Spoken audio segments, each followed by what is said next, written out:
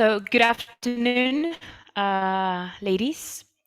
My speech today is about ballet, and perhaps, I don't know if I've ever told this, but maybe you already know that I am like very keen on theater, and I'm actually part of a theater group.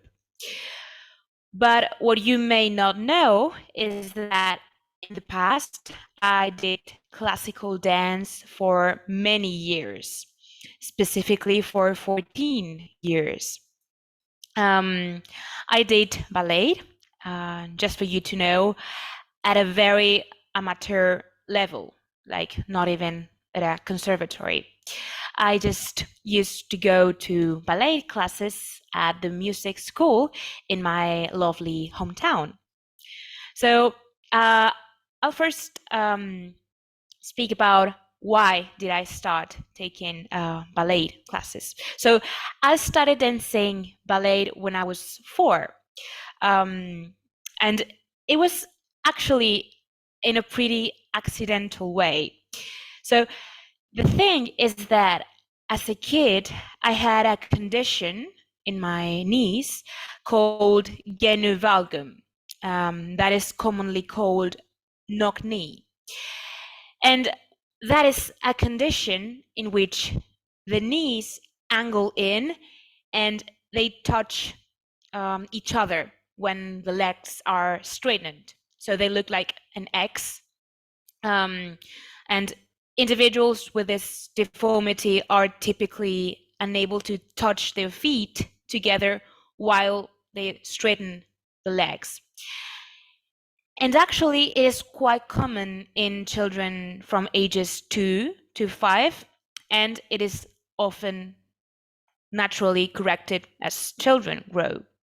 So the thing was that the deformity I had would most likely correct itself. But the doctor recommended to my parents that I took ballet lessons so that it would not get worse in the future. So it turned out that for the very first time in history, somehow the local music school of my hometown, which is around like 10,000 inhabitants, was offering ballet classes for little children. So therefore, me and a group of girls from my school, who actually happen to be some of my best friends nowadays, we all formed the very first ballet group in the history of my hometown. And in case you're wondering, yes, eventually my knock knee got corrected. And well, I still have a little knock knee because that's the natural shape of my legs. So if I sit on the floor with my legs straight, but then I try to straighten them completely, my heels lift a few centimeters off the floor. It's a little gross, I know.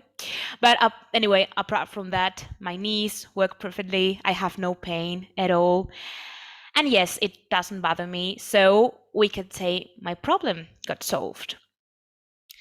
But once my problem got solved, I kept on taking ballet simply because I liked it. And it was really nice to go there because I was with my friends from school and there was a lot of gossip. But jokes aside, it was very amateur. We had no pressure. It was just a hobby. I had a very, very good time. And I learned a lot of things during all those years. And it's not just dancing. I actually really do believe that if I have some confidence or discipline today, it may come from having practiced ballet for so many years. I don't have a doubt. However, when I was 18, I had to quit music school. And I say had to because I really would have liked to continue with it. When I was 18, I had to move to Madrid to start studying for my degree. And so did the rest of my classmates. So yeah, finally our group faded away. And I know it's quite sad, and I actually miss dancing ballet a lot, and I get very moved when I see the girls who are dancing now at the school. Anyway, when I turned 18, I decided that was it for my ballet years, and I started with theater. Anyway, I won't dwell on that today, and that will be a topic for another speech, maybe. So now I will stop talking about myself, and I will tell you a little bit of the history and the features of this lovely art that is ballet. So the history of ballet begins around the 16th century in Italy. Terms like ballet and ball stem from the Italian word ballare. Sorry for my Italian, because I have no Italian, sorry. And that means to dance. So when Catherine de' Medici of Italy married the French king Henry II, she introduced early dance styles into court life in France. At first, the dancers wore masks. They wore layers upon layers of brocaded costuming, pantaloons, large headdresses, and ornaments. But such restrictive clothing was really difficult to move in. At that moment, dance steps were composed of small hoops, slides, curtsies, promenades, and gentle turns. Dancing shoes had small heels and resembled formal dress shoes rather than any contemporary ballet shoe we might recognize today. So the official terminology and vocabulary of ballet was gradually codified in French over the next 100 years. Professional dancers were hired to perform at court functions, first with the King Louis XIV, and then after the king and his fellow noblemen had stopped dancing. And from Italian roots, ballets in France and Russia developed their own stylistic character. By 1850, Russia had become a leading creative center of the dance world.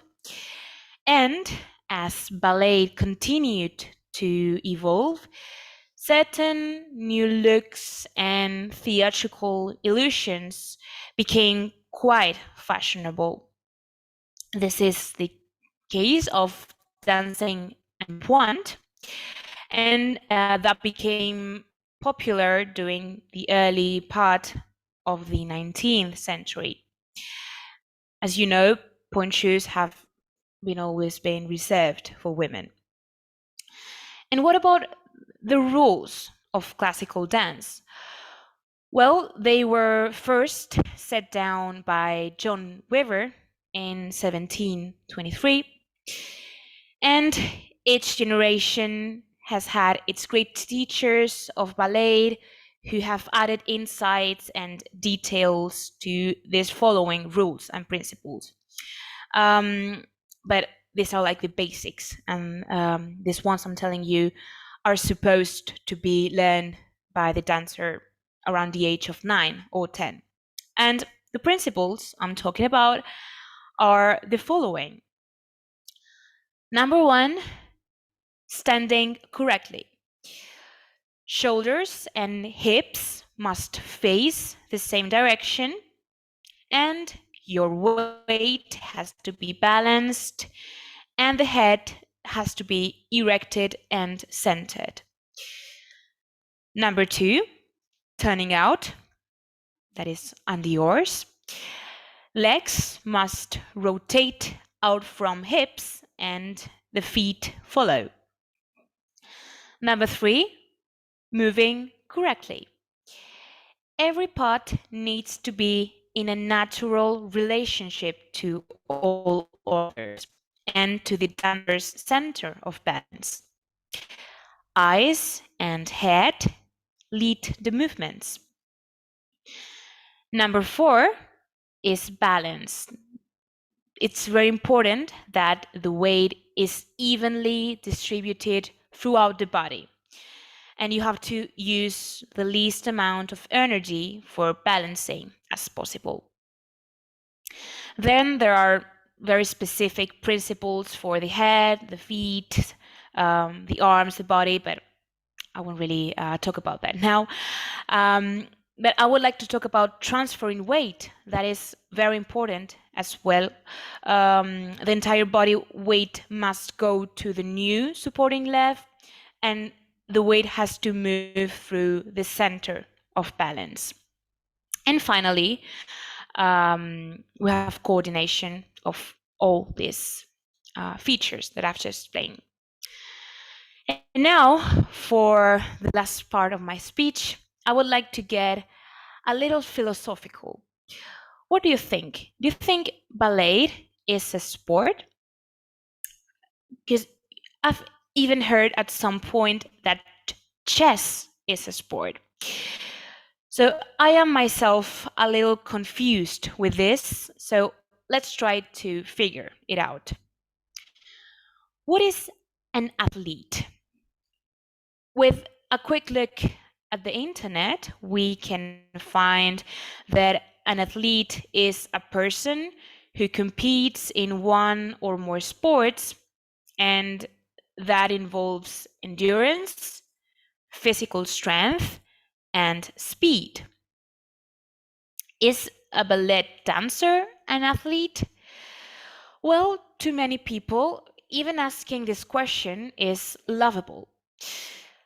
You know, a ballerina is a girl who floats around a stage wearing a white tutu while looking pretty. And how can that effort possibly be compared to an athlete? Well, I really beg to differ. Let's see if I can break this down. A ballerina must have endurance. In the Waltz of the Flowers, the dancers must perform en pointe for 8 full minutes with constant movement and vigorous dance techniques. There is no stopping to rest. The endurance needed to make this look effortless is tremendous. A ballerina must have strength.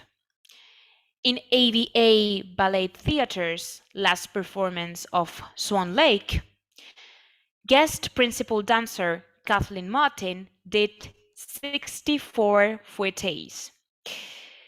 Most dancers can barely do 32, and you need a lot of strength to do that. Just imagine, just standing still, try holding your leg up for 5 minutes. The strength and, of course, the endurance you need to do this is unbelievable. You know, I wonder if Roger Federer could even do half of Katie's 64 fouettés. But you know, he most certainly wouldn't look as graceful and poised. And finally, a ballerina must have speed.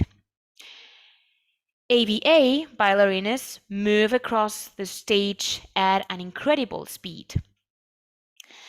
The speed is required to give the dancers the momentum it takes to make the continuous turns and jetés.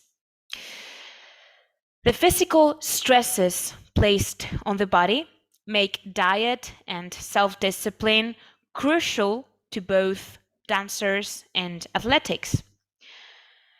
The length of a career for both athletes and dancers are threatened by the risk of injury, and therefore the care and conditioning for the body are similar. However, I would personally say ballet isn't just a sport. It is also an art form. It's obvious that the physical attributes of a dancer are similar to those of an athlete, but there is much more to the art than physical virtuosity and skill. Musicality, creativity, and expression are also included in the criteria of what makes a good dancer. I would not like to end my speech without one last thought.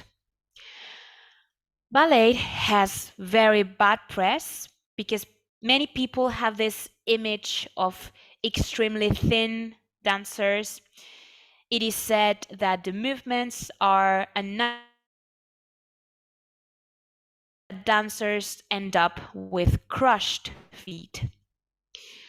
Well, I really think that everything depends on the environment where you are doing something. Of course, if you are an elite dancer, as if you are an elite footballer or tennis player, you're practicing. But now I would like to focus on my experience as an amateur dancer. And I would like to make a plea for diversity in these spaces. We need to encourage people of all shapes and sizes to dance ballet. We need adults to take up dancing in their 40s because they can do it. We need more men to dance outside of dance companies. Only if we create more inclusive and diverse spaces, just as we see at gym, will people be able to enjoy everything that ballet has to offer. Thank you.